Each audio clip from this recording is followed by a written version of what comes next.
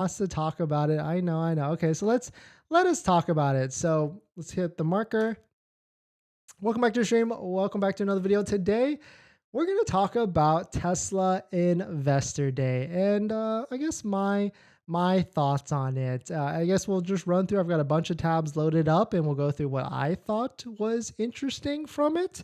And then we'll just, I'd love to hear your thoughts on it as well. So definitely drop it in the live chat, drop it in the comments, and as we roll through it. So let us jump, jump straight into it. And if you're new here, my name is Dennis. I love talking about Tesla hacking, as I like to call it, but basically just getting the best deal on your Tesla at the best possible price, or just getting really good financing on your Tesla. So if you're interested in any of that, please hit that subscribe. And so let's jump into it. The first thing that I thought, of course, you know me, I love talking about Tesla buying content instead of Tesla stock price content. This stuck out to me because I was like, wait, what?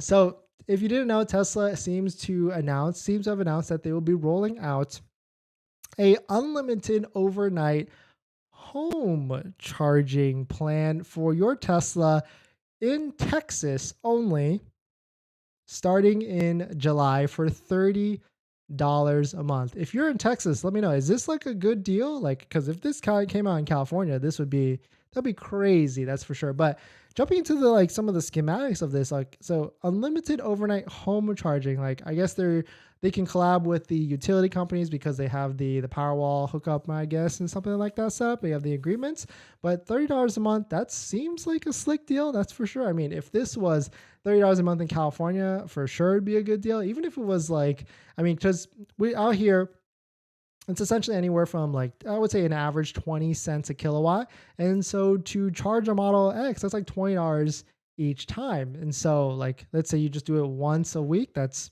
$80, $100, maybe even a little bit more or a little bit less. So if you can do unlimited charging in California for $50 a month, $60 a month, that would still kind of be worth it at the end of the day. But this stuck out to me. That was probably the main thing that stuck out to me. I know it's kind of it's funny, right, with Investor Day and all these different things they're talking about. But this was probably the number one thing, that if they can do this in every single state, that would be pretty interesting. And then if they could do this at limited overnight home charging for Tesla owners at Tesla superchargers, that would be even better at the end of the day. But that was the first thing that stuck out to me from there. The second thing is, of course, they talked about what their plans are for all these different vehicles. They showed this infographic, but you can't really see what's going on with any of this, right? So what's inside posted this, so shout out to them. There is a van-ish SUV that you can see right here. It's like a slope line, and then 700 million for, I guess this has got to be their Tesla Model 2 or Model Dolphin variant, whatever the cheapest version from that is. So of course that would be interesting. We got the huge, massive Cybertruck here, and we don't got Roadster on here, right? Because that's not a fleet vehicle. That's a one-off vehicle. But the Cybertruck certainly will be very, very, very nice. And then here's of course, a recap from Tesla Scope. It's for probably the most in detailed recap that kind of concise everything very nicely. So definitely check out this one from Tesla Scope on Twitter if you're interested.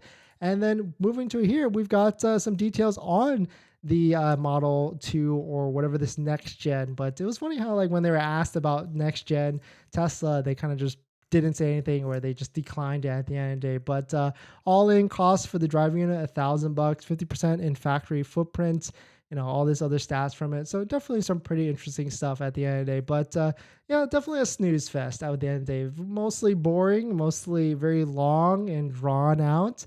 They to have every department go up and say something a little bit, they couldn't concise it maybe. Yeah, but that's just me. Maybe we're just living in an ADD generation now, where just everything has to be now and instant and concise and all that stuff. But here's of course, this was probably the big news that they didn't really talk about until the very, very, very end, right, when Elon came out and it was a Q&A session. It wasn't part of any of their slides. And of course, they announced Gigafactory Mexico in Monterrey. And of course, right here in the tagline, it says manufacturing next gen vehicle. And so if you take a look at that picture I think I had it. Oh, I guess I didn't have it up. But someone was like isolated. I think it was Tesla Chan. He like isolated this picture. Like he noticed that it was maybe a smaller factory than some of the other ones, so maybe more efficient. There's what Tesla semis to the side right there, so they'll be utilizing that. It's like two buildings with solar all on top. Usually Tesla's MO, but definitely some pretty interesting stuff for the Giga Factory Mexico. And it'll be interesting to see how quickly they can ramp up this factory, because I think in China they said that they made up their factory, or they installed their factory within like 9 months to a year. And so maybe they can do the same in Mexico, or maybe not. But jumping to the last thing, here's a good recap from Fonz DK. Tesla Investor Day, the ultra highlights. Giga Mexico, Master Plan 3, showcase update of Optimus, the robot, provided a little bit of info on Gen 3, just a little bit info of Gen 3 platform.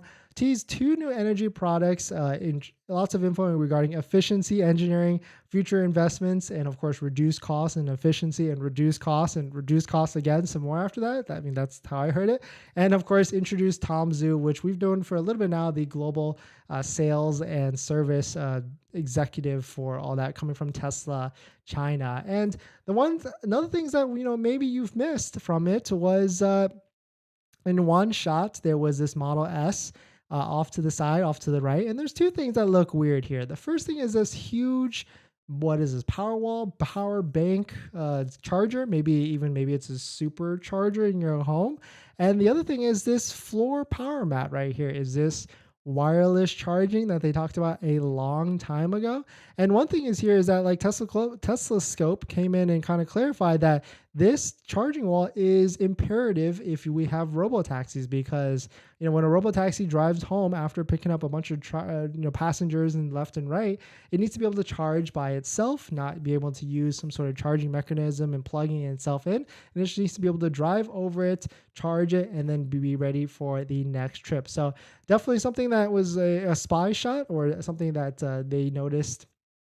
someone noticed through some of the presentation, and definitely pretty interesting stuff. And the last thing that I personally enjoyed was kind of seeing the manufacturing differences from what they did before, with like how they would build Tesla Model Ys or Tesla vehicles the traditional way, I guess, some other legacy manufacturers, and how they have like the casting or whatever it's called, the casting, and then they would surround it, fill it with all the interior stuff after, and kind of make it clunky, and there's be this huge mass object that just rolls through the assembly line. But and then switching into their new way, which is the individual pieces assembled at certain separate areas that are smaller, that don't take up a lot of space, and then having it all come together with like the battery lifting up from the bottom with the seats. Like, I thought that was pretty interesting to see kind of their before process and their after process, to see that it's certainly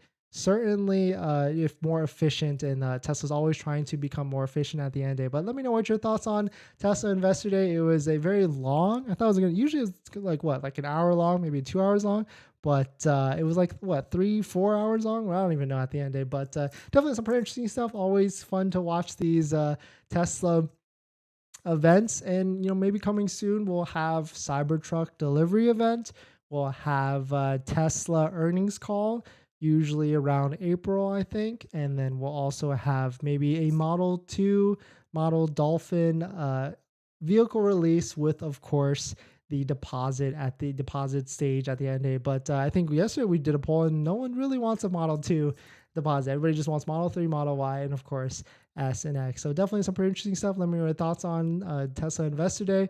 We're going to roll right back into the comments, some of the questions. But before we do that, this video is actually sponsored by my Patreon link. Down below in the description is the Patreon link, so definitely check it out if you're interested